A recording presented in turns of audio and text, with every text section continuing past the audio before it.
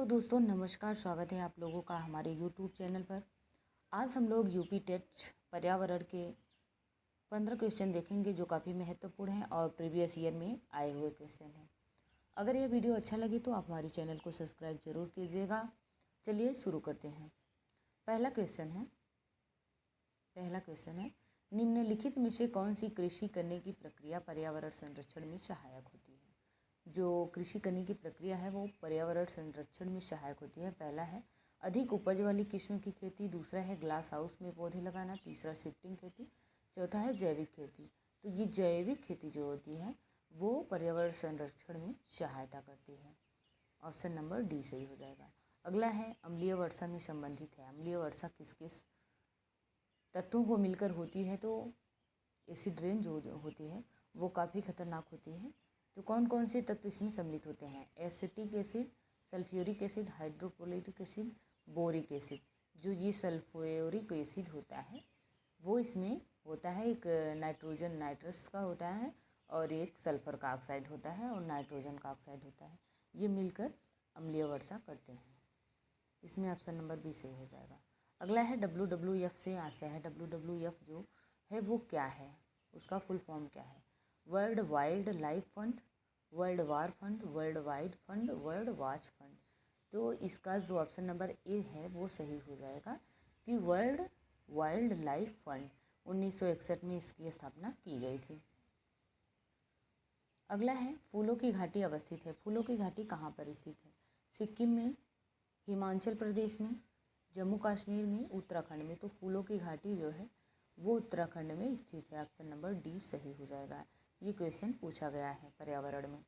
5वां नंबर है भारत में निम्नलिखित में से कौन सी एजेंसी मुख्य रूप से प्रदूषण के मापन से संबंधित है।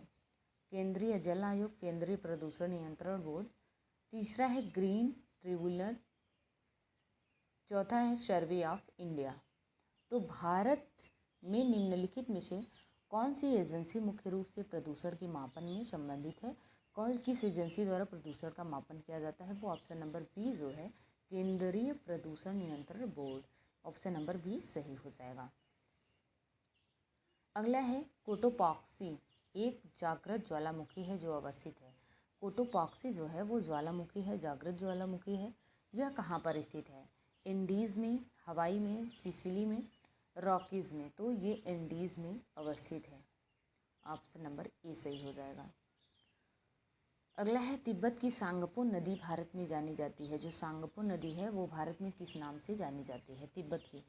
तो ब्रह्मपुत्र, यमुना, गंगा, सिंधु। तो ब्रह्मपुत्र के नाम से सांगपो नदी को जाना जाता है। अगला है LPG के संदर्भ में क्या सत्य है। LPG गैस जो होती है उसके संदर्भ में क्या असत्य है, क्या सत्य नहीं है, इसमें पूछा गया है। नीले ज्वाला से जलने वाला, उच्च ऊष्मीय मान, एक स्वच्छ ईंधन, मीथेन उत्सर्जन करने वाला। तो ये जो नीले ज्वाला से जलता है, आप लोग देखे होंगे LPG जो होता है वो जब जलता है, हम लोग LPG गैस जलाते हैं खाना बनाने के लिए, वो नीला नीला थोड़ा जलता है, नीले नीले आकार में जलता है और उच्च ताप होता है, उच्च ऊष्मीय मान होता है इसका। ये बिल्कुल सही है। एक स्वच्छ ईंधन है, ये प्रदूषण नहीं करता है। अगला है मीथेन उत्सर्जित करने वाला है। नहीं, ये ऐसी बात नहीं है कि ये मीथेन उत्सर्जित करता है। तो इसमें ऑप्शन नंबर डी जो होगा वो असत्य हो जाएगा। अगला है पारिस्थितिकीय तंत्र के घटक हैं। पारिस्थितिकी तंत्र के घटक कौन कौन से हैं। उत्पादक व उपभोक्ता, जैविक अजैविक पदार्थ, पौधे तथा जंतु, उत्पादक, उपभोक्ता व अवघटक। तो इसके जो है ऑप्शन नंबर बी से हो जाएंगे। जैविक और अजैविक पदार्थ जो होते हैं वो पारिस्थितिकीय तंत्र के घटक होते हैं। 10वां नंबर है मकर रेखा है। मकर रेखा क्या है। 23 सही 1/2, फिर ये साउथ लिखा गया है, ये 23 सही 1/2 है और ये 23 सही 1 डिग्री करके है 1/2 वही है। ये नॉर्थ है और ये 23 डिग्री केवल है, ये साउथ है। तो इसमें ऑप्शन नंबर ए सही हो जाएगा। 23 सही 1/2 साउथ में मकर रेखा है। इसका ऑप्शन आप लोग देख लीजिएगा प्रीवियस ईयर में देख के, लेकिन वैसे पहला ऑप्शन सही हो जाएगा। अगला है इकोसिस्टम शब्द का सर्वप्रथम प्रयोग किसने किया था। इकोसिस्टम का सर्वप्रथम प्रयोग टांसले जी ने किया था। आप लोगों को पता होगा और आप लोग अच्छे से देख लीजिए इसको। अगला है घास भूमि क्षेत्र के परितंत्र के खाद्य श्रृंखला में सबसे उच्च स्तर का उपभोक्ता होता है। सबसे उच्च स्तर का जो उपभोक्ता होता है वो तीसरे नंबर का उपभोक्ता होता है। तो तीसरे नंबर में कौन आता है? मांसाहारी। ये मांसाहारी उपभोक्ता जो होता है वो सबसे उच्च स्तर का उपभोक्ता होता है। अगला है वायुमंडल का प्रमुख स्तर जो पृथ्वी के सबसे पास है। वायुमंडल का वह स्तर जो पृथ्वी के सबसे पास है। तो सबसे पहले क्षोभ मंडल, पृथ्वी से क्षोभ मंडल, उसके बाद समताप मंडल होता है, उसके बाद ओजोन परत और मध्य मंडल होता है, सबसे अंत में वायुमंडल होता है आयन मंडल के बाद। अगला है 14 नंबर, भारतीय संसद द्वारा जैव विविधता अधिनियम पारित किया गया था।